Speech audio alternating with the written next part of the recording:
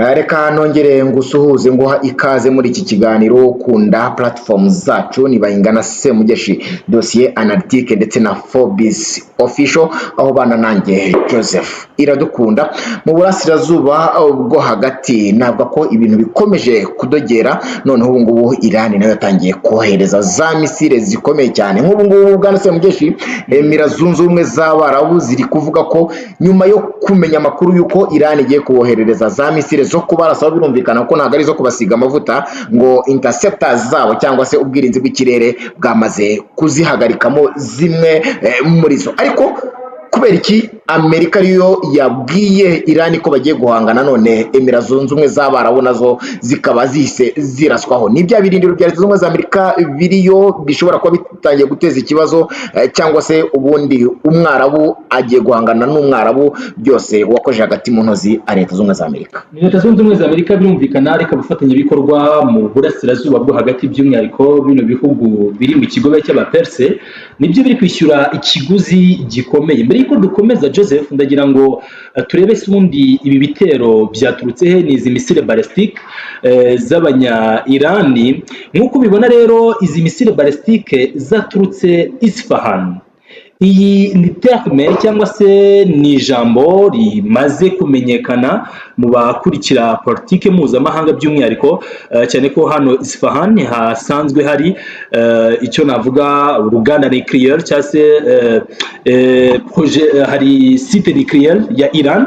Ni ikigo navuga ko cyashengabajwe cyangwa se cyarashwe bikomeye hanyuma kandi kuba Iran kigaye bitero biturutse Isfahan nanone byongeye gusa nkaho bivuguruza cya gitekerezo cya Leta Zunze Ubumwe za Amerika ku bijyanye n'ibitero bari kugaba hariya mu burasirazuba bwo hagati. Ijambo Isfahan, Fordo na Natanzi ndetse n'intwaro ikomeye cyane yirwanira mu kirere B2 bombers ayo niyo magambo twamenye intambara igikubita hagati ya Leta Zunze Ubumwe za Amerika ndetse na Iran. Amerika yikomanze mu gatuza ivuga ko izi B2 zabo bombers zirasa kuri metero hafi 90 nubwo Iran iz'ubujyakuzimu nubwo Iran yaje kubivuguruza ivuga ko zitarenza metero 60 z'ubujyakuzimu kandi Amerika isivuga ko yamaze gushegesha ahatunganyirizwa ubutare bwa uranium bugomba kuvamo intwaro za kirimbuzi. Kumva rero ngo Iran yakoresheje hamwe mu birindiro byarashweho na B2 bombers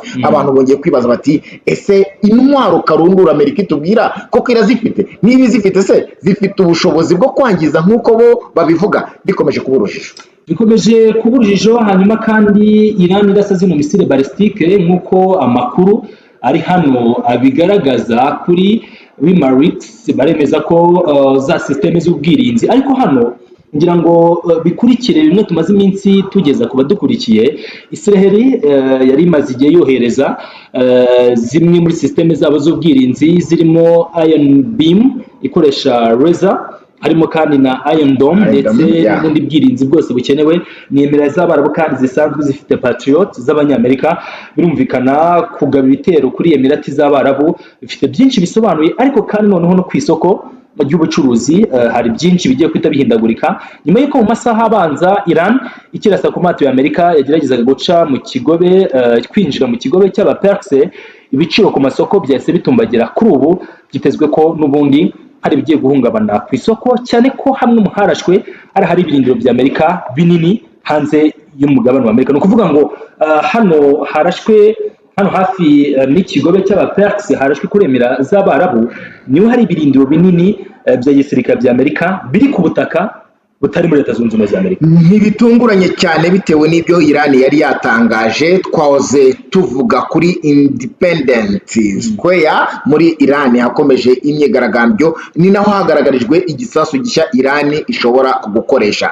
Mbere twabonye Emirates Zunze Ubumwe z'Abarabu zitangaza ko zari zizeye ko Leta Zunze Ubumwe za Amerika kuba hari ikigo cyabo cya gisirikare kirwanira mu kirere cyubatse muri Emirates Zunze Ubumwe z'Abarabu umutekano bo wizewe 100%. Byaje gutungurana rero ubwo Iran n'ubundi yababombaridaga ubwirinzi bwa Emirates Zunze Ubumwe z'Abarabu nibwo bwitabaye ndetse yewe banabona Amerika ngo igerageza gusa niyimura ibitwaro byabo n'abantu bayo ko itabashije kubarinda Amerika. Kuri inshuro noneho ndabona Emirates Zunze Ubumwe z'Abarabu nk'uko uri kubibona zahise zitangaza ziti this is extremely bad for market. Kuturasaho bigiye guteza n'ubundi igihombo cyangwa se bizanye akaga gakomeye ku isoko, cyane cyane ko n'ubundi akagunguru ka peteroli kari kamaze kuzamuka ku kigero kirenga gatoya amadolari 110 hafi. Bivuze ngo rero noneho kurasa kuri Emirates Zunze Ubumwe z'Abarabu nayo iri muri top 10 y'ibihugu bicukura peteroli nyinshi ku isi, bivuze ko noneho isoko rigiye kugorwa. Twavugaga ko litiro iri ku bihumbi bikaba bitatu, ubu noneho bishobora no kugera kuri 5. Navuga ko akaga noneho bukageze ibagara. Akaga kageze ibagara Joseph nk'uko uri kubivuga. Hanyuma tunyarukire gato hano ku butumwa kuri Ecuador. Hanyuma ubutumwa buhari bwa Centcom ni ubutumwa mu by'ukuri buri kugaragaza hari mbere gato ubundi Amerika bura kimwe mu ntwaro bagira harimo na manipulation cyangwa se kubeshya no gutanga amakuru atari ukuri. Ngira ngo Iran ikimara gutangaza ko yarashe ku bwato bwa Amerika bwageragezaga kwinjira mu Moro Hormuz, Centcom cyangwa se biro y'ingabo za Amerika mu burasirazuba bwo hagati yasijya ku rukuta rwa X bandika ko hari destroyer cyangwa se ubwato bwabo bw'intambara bwamaze gupfumura bugaca mu muhoro wa Hormuz, ngo ubu ngubu bwaba buri kwidegembya mu kigobe cy'Abarabu cyangwa se nyine muri iriya Persian Gulf. Hanyuma kandi Iran yahise ihakanira kuri aya makuru, itivuga ko ibi rwose ari ukwikirigita bagaseka. Ngira ngo hano bari babanje no guhakana ibivuga ko uyu mutwe wa Kislam, uyu mutwe urinda ubutegetsi hariya mu gihugu cya Iran utigeze ugaba biriya bitero, babanza kubihakana ko nta bwato bwabo bwarashweho. Yego, bavuga ko nta bwato bwabo bwarashweho. Hanyuma rero Iran igaruka ivuga ko uko byamera kose rwose ngibi ari ukwikirigita bagaseka, ndetse aribo bazi icyo bakoze muri rusange. Joseph, nibo bazi icyo bakoze kuko twahoze tubibona. Ubwato twabugaragaje mu biganiro byacu byatambutse ubwo Iran yaburasagaho misile ndetse bukanashwanyuka. Cyakora nk'uko bivuze n'ubundi US Central Command yahise itangaza ko ibitwaro cyangwa se ngo ubwato bwa Amerika bwaciye muri Strait of Hormuz. Iran irabihakana, ariko aya ni amakuru nahoze mbona no ku zindi mbuga nkoranyambaga zose, ntabwo twaziramburiye ahangaha. Donald Trump nayo yahise abyemeza. Ariko kandi njye nkurikije ibyo twari tumaze kubwira abakunzi bacu byatangajwe na Emirates Zunze Ubumwe z'Abarabu, simpamya ko Amerika hari ikintu yaba yakoze muri Strait of Hormuz, cyane cyane ko Iran yamaramaje ivuga ko uko byagenda kose iri buze gukomeza guhangana, kandi nta bwato ubwo ari bwo bwose bwemerewe kunyura muri Strait of Hormuz budahawe uburenganzira n'iki gihugu cya Iran. Hanyuma kandi turavuga iby'ibi bitero, tunagaruke gato ku bibaye inkurikizi z'ibi bitero by'abanya Irani. Ngaha ngira ngo biri kugaragara neza ko bano banya Irani mu by'ukuri ibyo bari gukorera ibi bihugu byo mu burasirazuba bwo hagati, by'umwihariko bano biyemeje kuba bafatanya bikorwa muri iriya ntambara, ari ibintu byo gufatisha amaboko abiri. Ngira ngaha nahagaragaza ingaruka z'iturika rikomeye cyane ryabaye ku kigo cyitwa Fujairah muri Emirates Zunze Ubumwe z'Abarabu. Uretse kuba Iran yagabye zina misile balistike zaherekejwe n'amadrone, hanyuma bo bari bemeje ko babashije kuzihagarika, ariko kandi izi drone zo ngo zagiye zitikura cyangwa se zitura kuri kino kigo gitunganya igitoro. Isoko none kandi mu kaga, isoko mu kaga. Ibi byose turabivuga nyine nk'intambara, ariko kandi navuga ni yaba Afurika yaba Aziya yewe na Leta Zunze Ubumwe za Amerika, nubwo bo bariteguye, ariko twebwe turasa n'abari kwinjira mu bihe bigoye bisaba ko turi buze gukomeza gufata ziriya ngamba zo guhangana, kuko uko byagenda kose peteroli iraza gukomeza gutumbagira, birumvikana ku giciro cyo hejuru. Nubwo bwose Emirates Zunze Ubumwe z'Abarabu nazo zivuze ko isoko mpuzamahanga rigiye kugira ikibazo nyuma yo kuraswaho na Iran,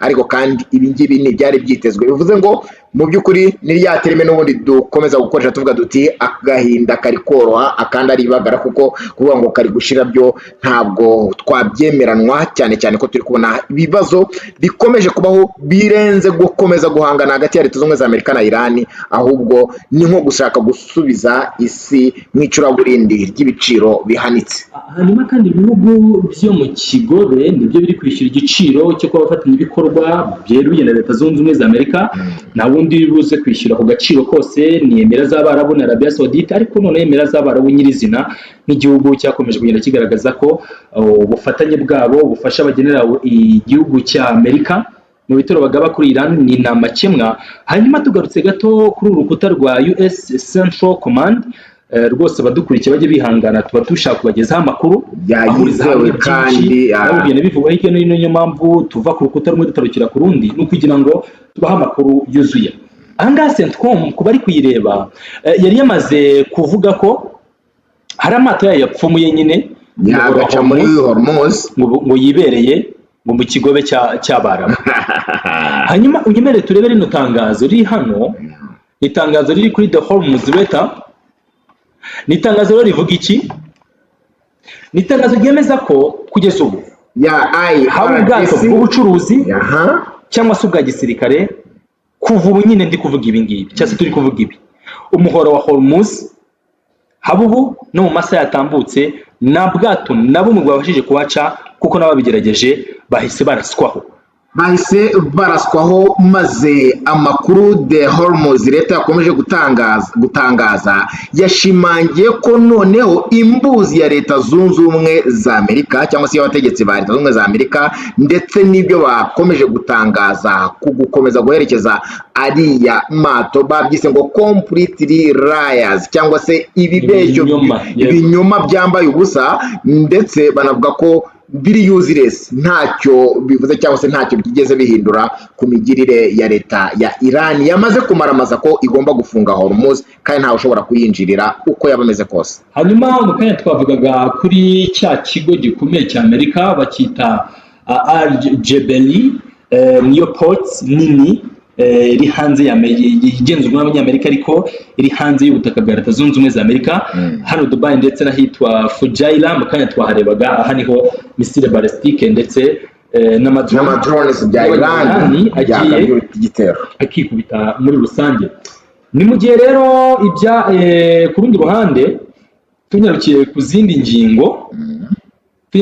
ngingo hano ndabona bavugaga ibijyanye n'uko kari agace karimo karagurumana. Hanyuma rero ngo yatwitswe nyuma y'urukurikirane rw'ibiturika cyangwa se rw'ibisasu byahitinze byarashwe kuri Emirates Zunze Ubumwe z'Abarabu. Hanyuma rero unyemerere turebe kuri iyi ngingo rero tuyiganireho. Ni ingingo tugiye kuvugaho gato, ubundi turebe se koko ibikorwa bya Amerika hara mu burasirazuba bwo hagati bihatse iki cyangwa se mu by'ukuri biraza bikurikira iki. Hanyuma hari benshi bagiye bibaza ese ko Amerika yagiye ivuga ko igiye guhiga intwaro kirimbuzi, byaje guhinduka gute kurasa ku mavuriro, za kaminuza, ku mashuri y'abana batoya? Ahangaha rero bamwe mu basesengura politiki mpuzamahanga bemeza ko Leta Zunze Ubumwe za Amerika bashaka kwataka ibigo bya gisirikare bya Iran, nibyo biranumvikana, ariko kandi harimo n'ikindi gice cyangwa se undi mugabane wari ugamije kugaba ibitero bya gisivili. Ahangaha banavuga ko rwose Amerika ngo ifite gahunda yo kwangiza ahazaza n'ubushobozi bwose bwa Iran mu bijyanye n'izindi disipline z'ubuzima unakuyemo uburezi. Ni ubutumwa Joseph ngira ngo warabanje kubononyezamo amaso, ni ubutumwa wakiriye ute? Akenshi dukunda kuvuga ko izi ntambara ziba zifite ibindi byinshi byihishe inyuma tugenda duhishurirwa imyaka cyangwa se uko imyaka ihiyindi. RT cyangwa se Russia Today niyo yakomeje kugaragaza Leta Zunze Ubumwe za Amerika imigirire yabo mu burasirazuba bwo hagati, ni nko kongera guhwitura cyangwa se gukura igihu ku maso y'abatuye isi, ibabwira ko Leta Zunze Ubumwe za Amerika icyabajyanye muri Iran ntago ari ukuyiribera cyangwa se kuyiha amahoro, kuyiha ubwigenge nk'uko bo babitangaza, ahubwo birasa naho ari ukuyisubiza mu icuraburindi no gusenya ijana ku ijana ibyagezweho, ariyo mpamvu nyine yagabye ibitero ku bitaro, ibigo by'amashuri, ibigo byigenga ndetse ikanica n'abategetsi muri iki gihugu. Amerika rero ikaba isa naho ifite umugambi ifatikanyijemo na Israel wo gukura ahubwo Iran ku ikarita y'isi kurenza uko ibeshya mu bitangazamakuru ndetse na statements zikorwa ko yaba yaragiye guha ubwigenge igice kimwe cy'abaturage muri Iran idahwema kuvuga ko cyakandamijwe.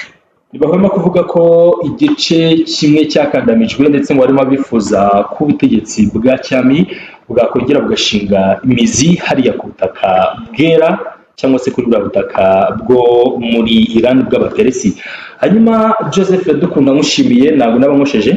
Urakoze cyane, reka nanjye ngushimire bwana Semugeshi Bayingana dosiye analytique, ndetse nanashimire abadukurikira kuri izi platform hamwe na Forbes official, mbakangurira kujya muhora mubana natwe kugira ngo amakuru nk'aya ngaya ajye akugereraho igihe. Nta bundi buryo rero bushoboka bwo kugira ngo uyabonere igihe ni ya subscribe nkubwira, ndetse bikanagufasha nyine kujya ubana natwe ariko notification ikakugereraho igihe. Ndagushimiye nanjye bwana Semugeshi ndetse n'abadukurikiye muri rusange. Wakoze cyane Joseph, hanyuma abandi namwe amahoro n'umugisha, uburame n'ubugingo nibyo tubifuriza, muhaye kandi muronke.